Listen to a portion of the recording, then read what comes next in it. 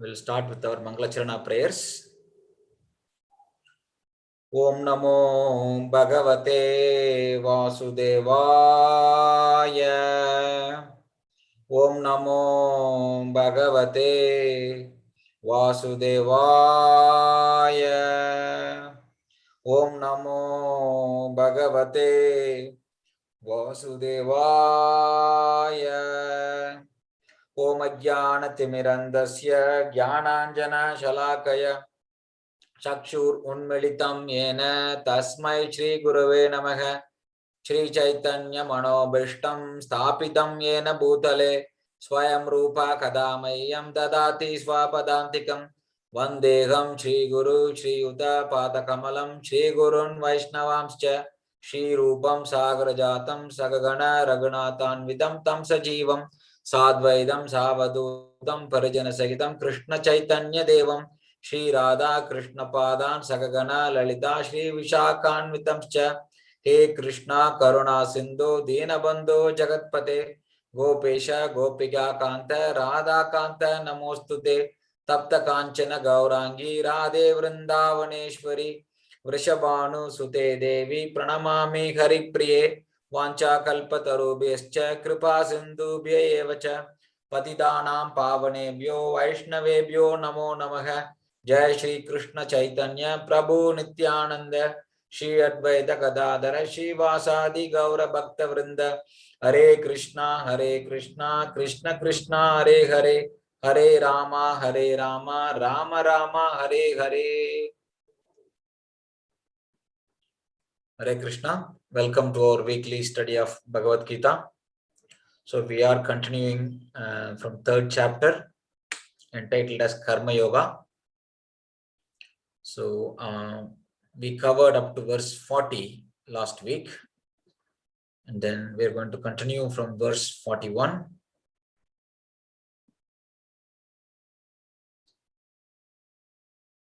So as we saw that this chapter contains 5 sections. The first section is Arjuna's confusion, whether to act or to renounce. Then Krishna's response is, one should engage in one's prescribed duty, especially, right, as Nishkama Karma Yoga, because that is better for Arjuna than Jnana Yoga, because Jnana Yoga means one has to renounce the activities.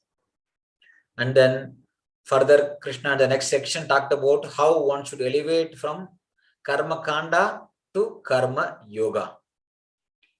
And then finally, in the next section is, the fourth section is, Krishna talks about how one should continue to perform Nishkama Karma Yoga. We saw that Karma Yoga purifies the heart, right? How when somebody engages in, prescribed duty as a service to God, there are 2 levels of that. One is being attached to the results of the work. Another is by not being attached to the results of the work. Sakama karma, nishkama karma.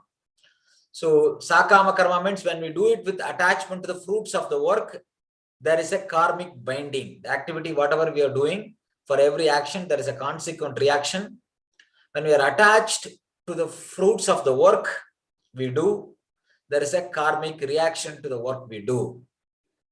So hence, with sufficient knowledge, this person realizes that, that there is no point in being attached to the work, because to attach to the fruits of the work, because that will lead me to repeated cycle of birth and death. So he will give up the attachment to the fruits of the work. That is called Nishkama Karma Yoga. Again, Nishkama Karma Yoga is performed at 2 levels. One is he simply gives up the results of the work he does without understanding who is the ultimate beneficiaries.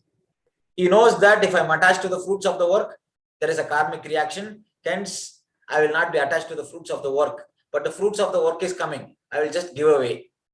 Who is getting benefited? I don't know. The next level of Nishkama Karma Yoga is to understand that ultimately everything belongs to God.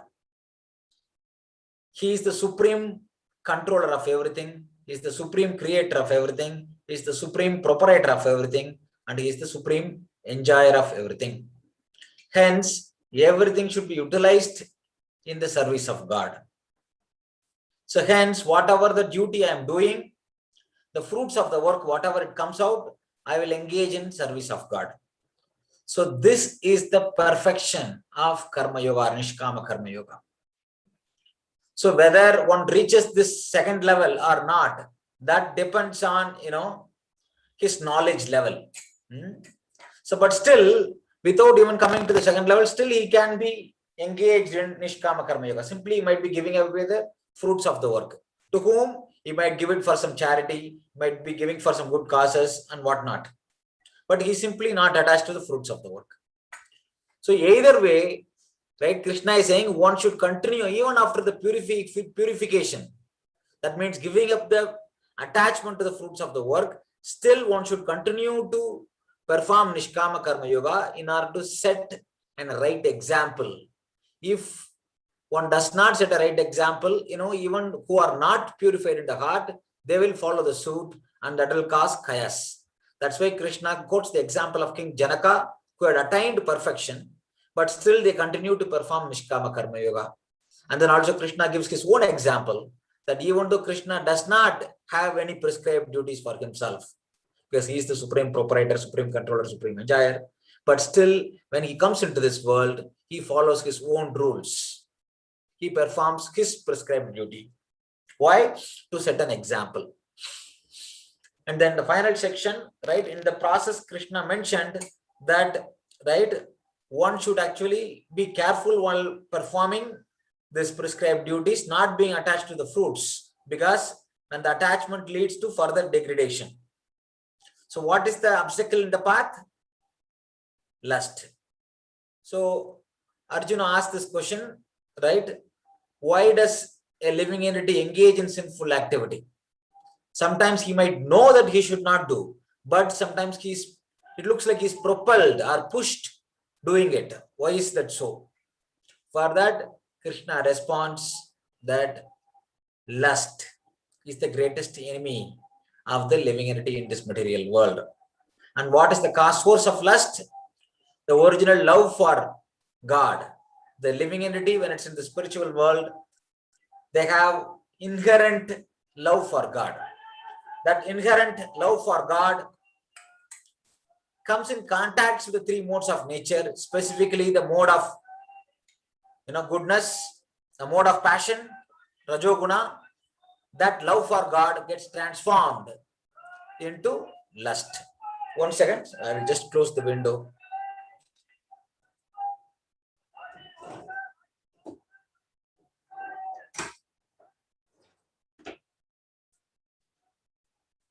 So that lust, which is nothing but the original love for God, transforms when it comes in contact with a touch of mode of passion, gets transformed into this lust, and then lust ultimately leads to wrath. And this is the all-devouring enemy.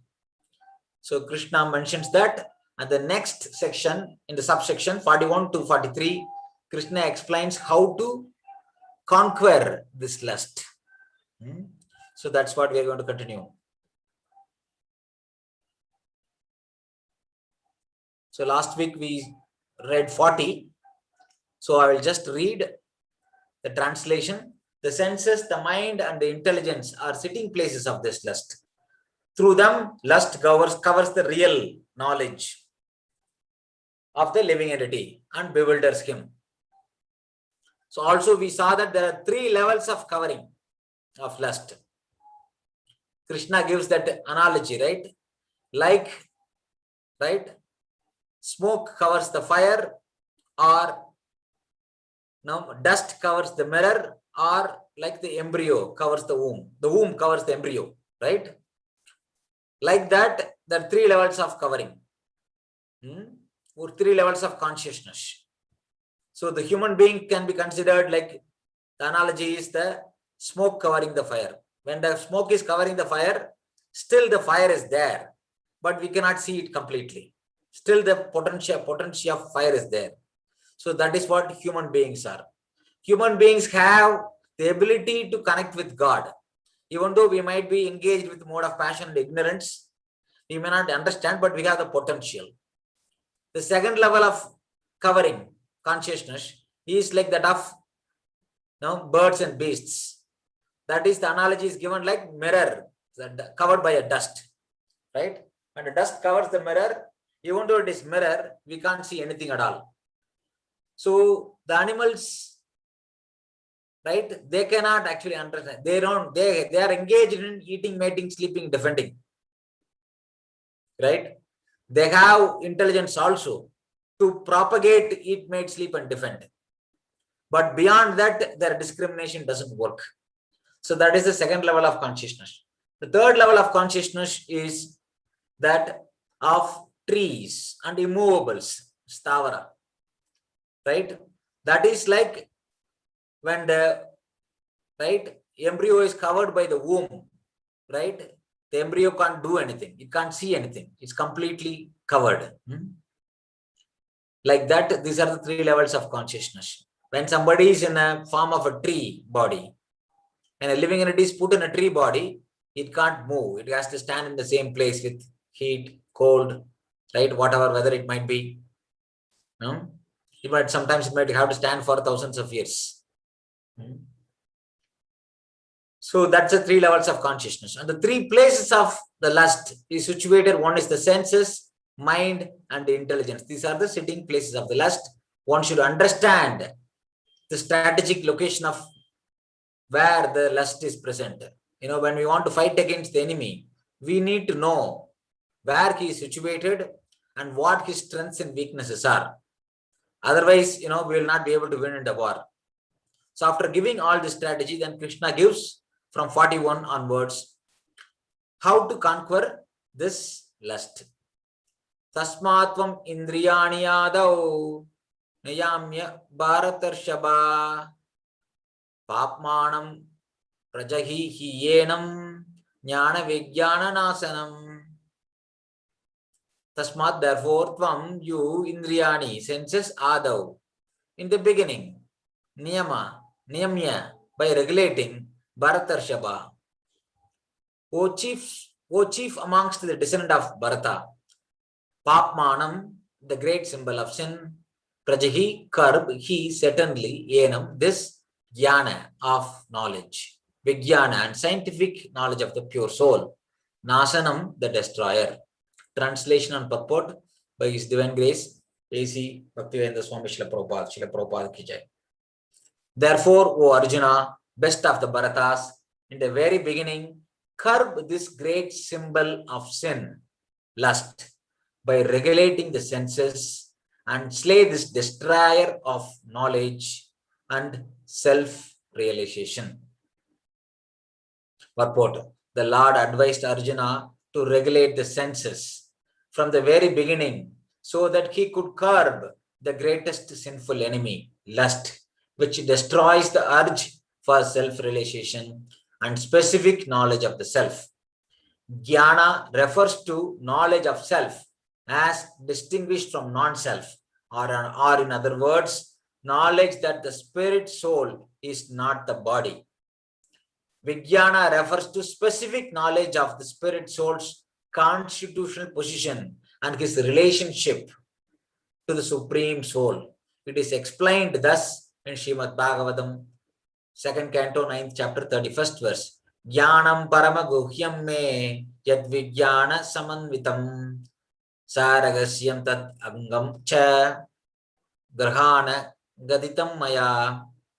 The knowledge of the self and the supreme self is very confidential and mysterious, but such knowledge and specific realization can be understood if explained with their various aspects by the Lord himself.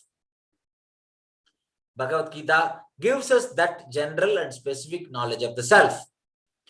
The living entities are part and parcel of the Lord, and therefore they are simply meant to serve the Lord. This consciousness is called Krishna consciousness. So, from the very beginning of the life, one has to learn this Krishna consciousness, and therefore one may become fully Krishna conscious and act accordingly. So here in this verse, Krishna mentions that the key to conquer the lust is by regulating the senses.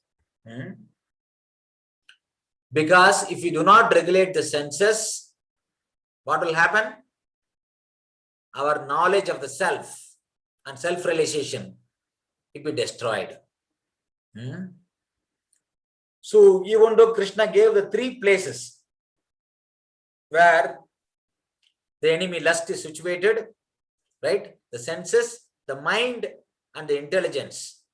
One should not directly try to jump into control the mind and intelligence without regulating the senses, because mind and intelligence are situated in a higher place. So the senses first needs to be regulated. How the senses can be regulated? The senses can be regulated by following one's prescribed duty and then engaging those senses in the service of Krishna. So here, right, the knowledge of the self is given at two levels. One is that I am not this body, I am spirit, soul. And the other is the relationship between the spirit, individual spirit, and supreme spirit. Right? The individual soul is nothing but part and parcel of the supreme. The purpose of the part is to serve the whole. And that's what Prabhupada covered in this paragraph. The next paragraph, Prabhupada continues. Lust is only the perverted reflection of love of God, which is natural for every living entity. But if one is educated in Krishna consciousness from the very beginning, that natural love of God cannot deteriorate into lust. When love of God deteriorates into lust, it is very difficult to return to normal condition. Nonetheless, Krishna consciousness is so powerful that even a late beginner can become a lover of God by following the regulative principles of devotional service. So, from any stage of life or from the time of understanding its urgency, one can begin regulating the senses in Krishna consciousness, devotional service of the Lord, and turn the lust into love of God, the highest perfectional stage of human life. So we saw that lust is nothing but the perverted reflection of the original love for God in the heart of the living entity. That is there in every living entity's heart. The innate nature to love God is there in every living entity's heart. But that is covered in this material world. 3 by 3 modes. Especially when we are covered by mode of passion and mode of ignorance, Rajoguna and Tamoguna, we can't even realize that we are not this body, we are spirit soul. So this relationship with God, right, which is at a higher level, by controlling the lust from the very beginning of life, one should practice. Otherwise, this lust will further and further deteriorate. It will entangle us in this material world. And Prabhupada says, even one is not able to practice from the beginning of life, he never got the opportunity. At whatever point in time, we come in contact with this knowledge.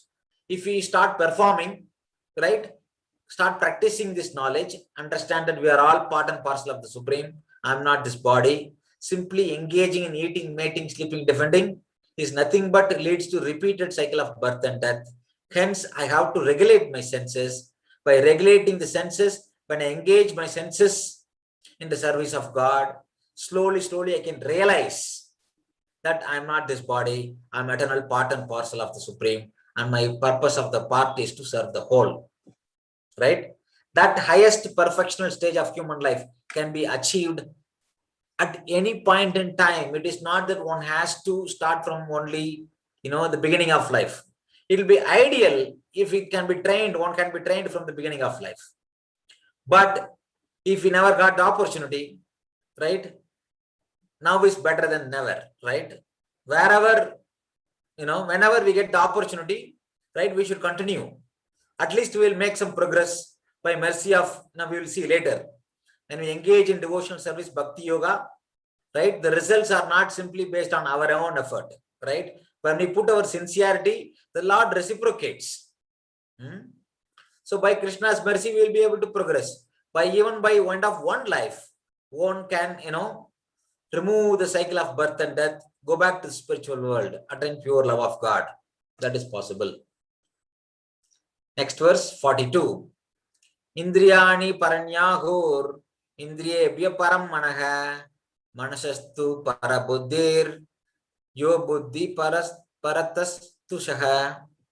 Indriyani, the senses, parani, superior, ahu, are said, indriyebhya, more than the senses, param, superior, manaha, the mind, manashaha, more than the mind, tu, also, para, superior, buddhi, intelligence, yaha, who, buddhehe, more than the intelligence, parataka, superior, tu, but, saga, he.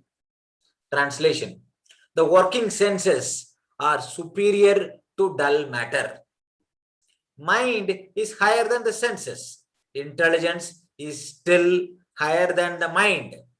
And he, the soul, is even higher than the intelligence. Purport. The senses are different outlets for the activities of lust. Lust is reserved within the body, but it is given vent through the senses. Therefore, the senses are superior to the body as a whole. These outlets are not in use when there is superior consciousness or Krishna consciousness. In Krishna consciousness, the soul makes direct connection with the Supreme Personality of Godhead. Therefore, the hierarchy of bodily functions, as described here, ultimately ends in the Supreme Soul. Bodily actions means the function of the senses, and stopping the senses means stopping all bodily actions. But since the mind is active, even though the body may be silent and at rest, the mind will act as it does during dreaming. But above the mind is the determination of the intelligence, and above the intelligence is the soul proper. If therefore the soul is directly engaged in the Supreme, naturally all other subordinates, namely the intelligence, mind, and the senses, will be automatically engaged. In the Katha Upanishad, there is a similar passage in which it is said that the objects of sense gratifications are superior to the senses. The mind is superior to the sense objects. If therefore mind is directly engaged in the service of the Lord constantly, and there is no chance that the senses will become engaged in other ways. This mental attitude has already been explained. Param drishtva nivartate. If the mind is engaged in the transcendental service of the Lord, there is no chance of being engaged in the lower propensities. In the Katha Upanishad, the soul has been described as Mahan, the great. Therefore, the soul is above all, namely the sense objects, the senses, the mind, and the intelligence. Therefore, directly understanding the constitutional position of the soul is solution of the whole problem. Right? So we saw that the lust is situated at the three levels: the senses, the mind, and the intelligence. Right? The senses needs to be regulated. The mind needs to be controlled. When the mind is controlled, the regulated sense can be controlled.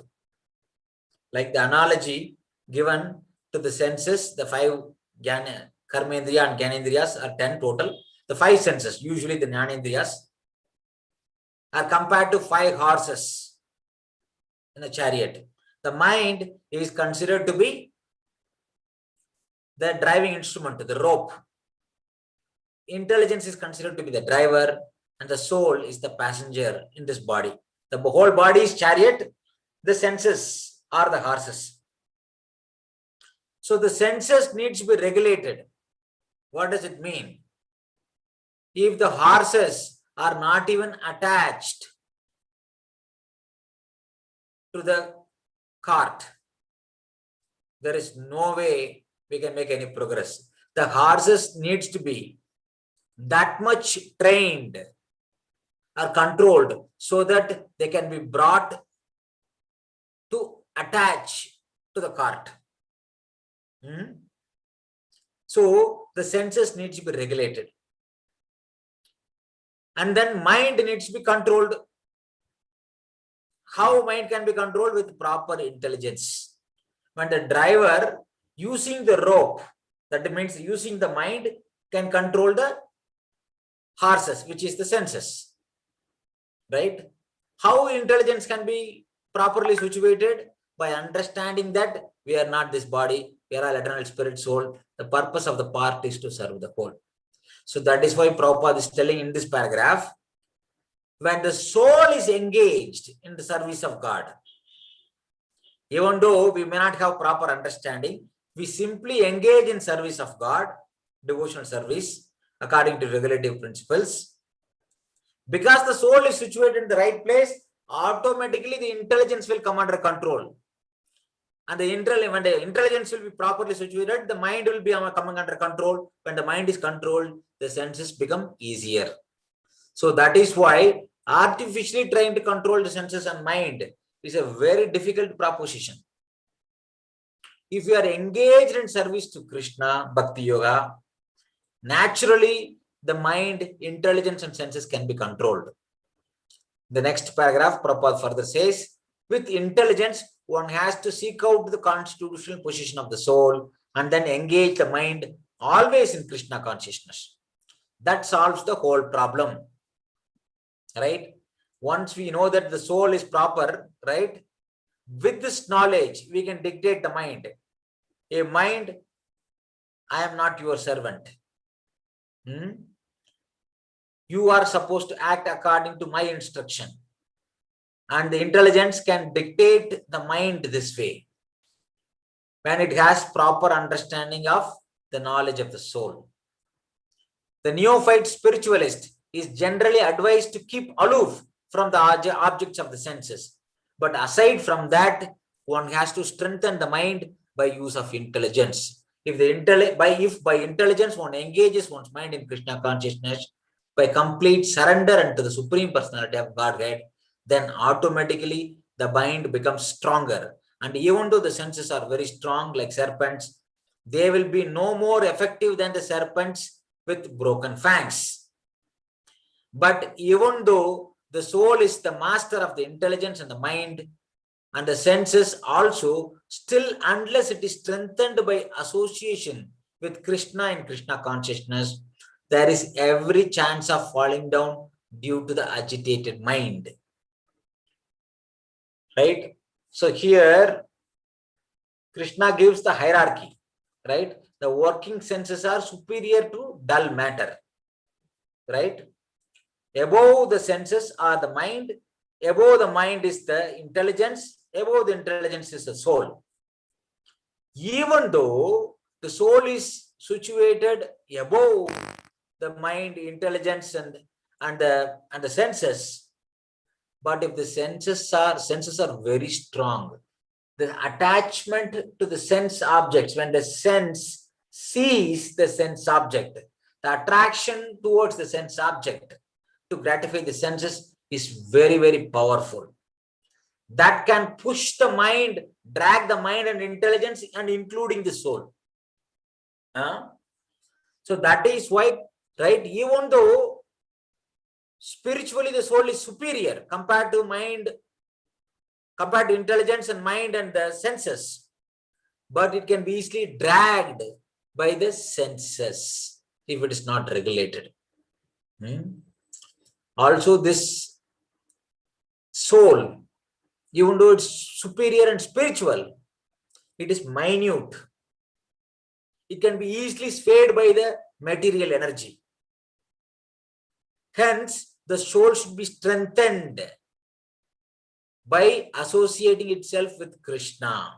When we engage in service to Krishna, the soul directly comes in contact with super soul.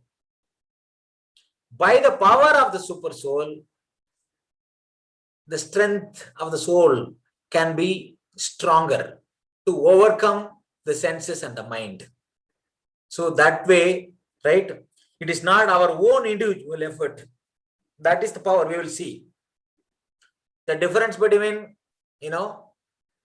all the paths like Karma Yoga and Jnana Yoga and Ashtanga Yoga versus Bhakti Yoga, we are not just simply dependent on our own endeavor for the results in Bhakti Yoga. Whereas in all the other paths, one has to control the senses and mind. If not, he will be simply fall down. Whereas in the Bhakti Yoga, even though we put our effort, we are dependent on the Lord to give us the strength. So by mercy of Krishna, one can easily overcome. We will see this in the 7th chapter later. Krishna, when he explains the direct path of bhakti, he will talk about it. Next verse. Evam buddhe param buddva samstabhyatmanam atmana jagi shatrum mahabaho kamarupam durashatam. Evam, thus buddhehe, to intelligence, param, superior, buddva, knowing, samstabhya, by studying, atmanam, the mind, atmana, by deliberate intelligence, jahi, conquer, shatrum, the enemy, mahabaho, O mighty armed one, kama rupam, in the form of lust, durashadam, formidable. Translation. Thus, knowing oneself to be transcendental to the material senses, mind and intelligence, O mighty armed Arjuna, one should steady the mind by deliberate spiritual intelligence, Krishna consciousness. And thus, by spiritual strength, knowledge, by spiritual strength, conquer this insatiable enemy known as lust. So this verse, right, is the final verse in this chapter, and very, very profound knowledge Krishna is giving here. In the whole path of Karma Yoga, right, especially the perfection, Nishkama Karma Yoga, the obstacle is lust. The lust begins with the senses getting attracted to the sense objects. How the senses can be controlled? By understanding that there are 3 levels of existence: at the body level, at the mind level, at the intelligence level. And beyond this is the soul proper. So by properly understanding that the soul is spiritual, is nothing to do with the material body and material world, when it comes in contact with the super soul, this knowledge can be realized. With this power of knowledge, right, one can control the intelligence, mind and senses.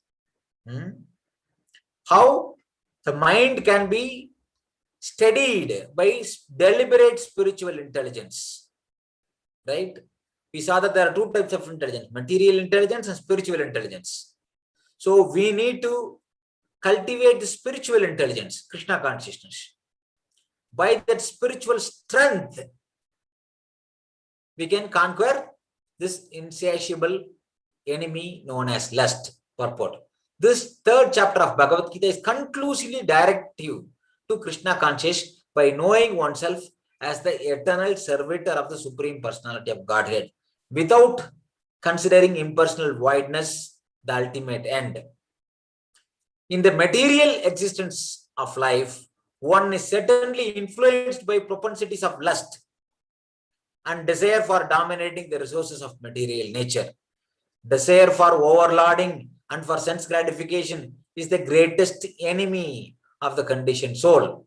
But by the strength of Krishna consciousness, one can control the material senses, the mind and the intelligence.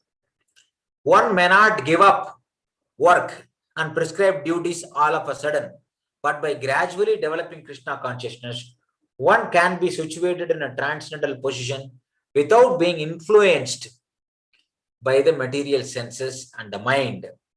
By steady intelligence directed toward one's pure identity, right? Sorry, let me repeat again. One may not give up work and prescribed duties all of a sudden, but by gradually developing Krishna consciousness, one can be situated in a transcendental position without being influenced by the material senses and the mind, by steady intelligence directed toward one's pure identity. This is the sum total of this chapter. What is the sum total of this chapter? I am not this body, I am spirit soul. The spirit soul is superior to intelligence, and intelligence is superior to the mind, and mind is superior to the senses, and senses are superior to the dull matter. This is the hierarchy of existence in this world. Because the soul is, superior to all of them, when it comes in contact with the super soul by engaging in devotional service, we can easily bring all the other lower elements into control.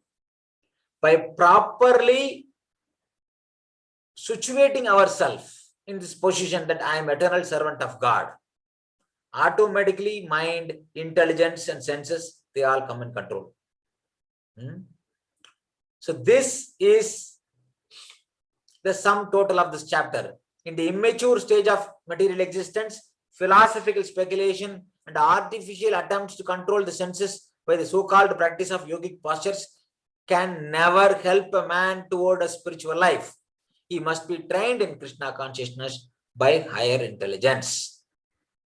Thus end the Bhaktivedanta purports to the third chapter of Srimad Bhagavad-gita in the matter of Karma Yoga, or the discharge of one's prescribed duty in Krishna consciousness.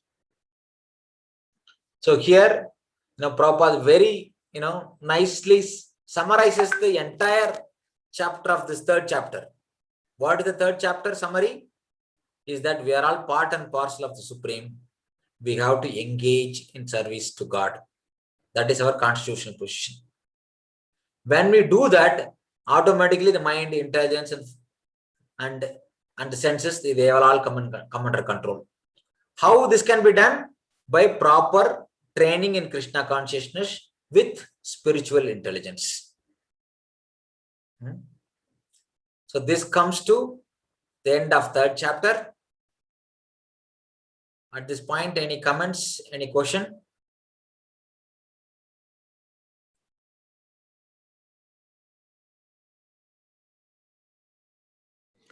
No questions for me. It was well done. Thank you. Yeah. So again, thank you very much. So I will upload this second chapter summary, the study guide, what I have, Gita Subodhini study guide for the third chapter. I will upload that, or maybe I uploaded already in the Google Drive. If not, I will upload tonight. And then you can use this study guide when you are, reading. One thing I highly will recommend is, because even though we are, going by section, verses by verses, now you got an overview of this chapter. Even though we went in detail, at least we got the overview. So when we keep this overview, when we are studying, we will not get lost. So I highly recommend all of you to, at least revise this chapter when you have time on yourself, because we already studied once as a group. When you study individually using this along with this guide, you will get more realization.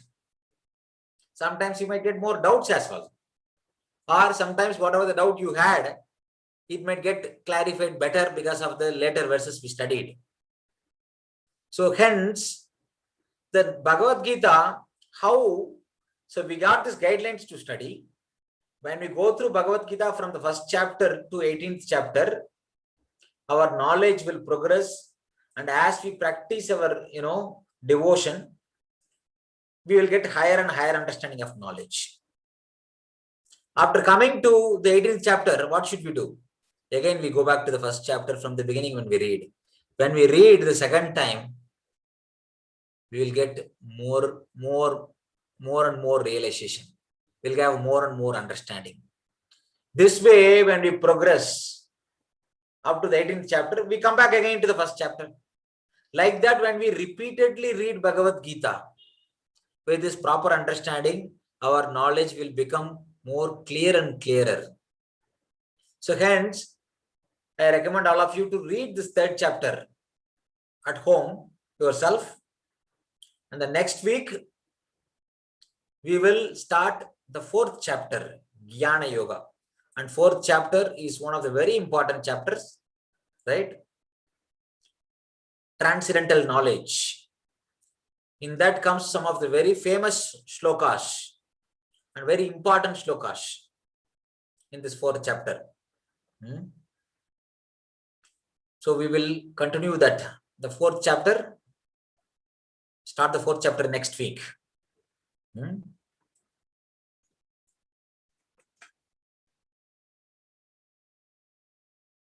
Any comments?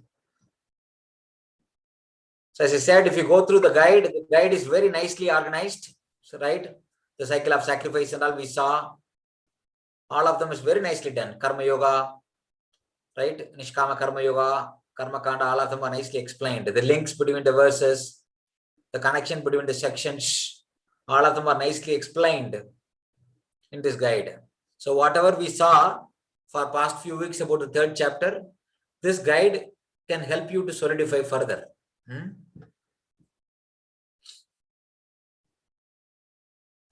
Right? So some of the charts are there, right? Whatever we spoke, how the senses are superior to matter, and mind is superior to senses, intelligence superior. This hierarchy, the picture is given here. Like that, some flow charts and pictures are given, tables are given. That way, some of them can be easily comprehended with the help of this guide.